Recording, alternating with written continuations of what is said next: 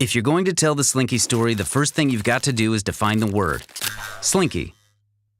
It means they bend, but they do a lot more than just bend. And if you're going to understand what else they do, we've got to go all the way back to the beginning.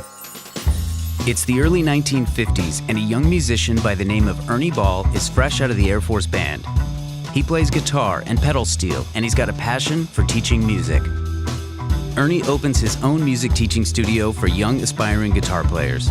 Rock and roll is starting to take root, and young players want to express themselves in new ways. These young players can't just bend the heavy old strings the way they want to, and for the first time, Ernie sees the need for a new string. After going broke and a few false starts later, Ernie dives into the 1960s with his own music shop for guitars and accessories right here in Southern California. He's on the hunt for a more flexible guitar string, but none of his vendors seem interested in providing them. Rip open a guitar string pack. The wound strings are thick as cables, and the plain strings are just too heavy. Swap in a banjo string for the high E and move the rest down. Now you can bend. Now you've got a string pack for a new era. In 1962, that's how Ernie Ball Slinkies were born, and it's the basic recipe that makes up most guitar string packs today. Legendary Disney Imagineer Raleigh Crump helps create the Ernie Ball logo, the ball end iconography, and many of the design elements that we still use today. And the colors? Ernie asks local kids in his Tarzana, California neighborhood what they think about his packaging. Plain black and white, or the bright slinky greens and pinks. Then in the early 1960s, a young guitar player from an exploding surf rock group you might have heard of comes into the shop and picks up some Slinkies. He likes the strings so much, he tells his buddies, and his buddies tell their buddies, and so on, and so on, and so on.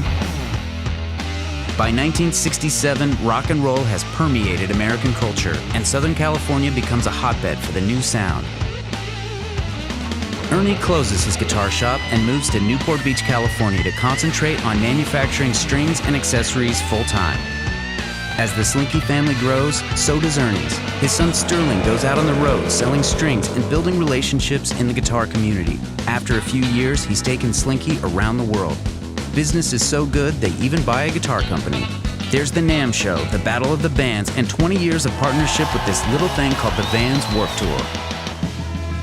Over the following decades, Sterling drives the company to new heights. Today, his son Brian continues the legacy by preserving the original Slinky string recipe, as well as introducing industry-redefining technologies and innovations, all while keeping design and manufacturing 100% homegrown in California. A new generation of players are growing up, seeing the names of their guitar heroes on the back of the pack, dreaming about one day taking their guitar from mom and dad's garage to a massive stage, just like their heroes before them. So what's Slinky? It's about being bendy, being there now, and being the one that grabs you. It doesn't matter if you play the pink supers, power purples, or regular green Slinkies, as long as you just keep playing.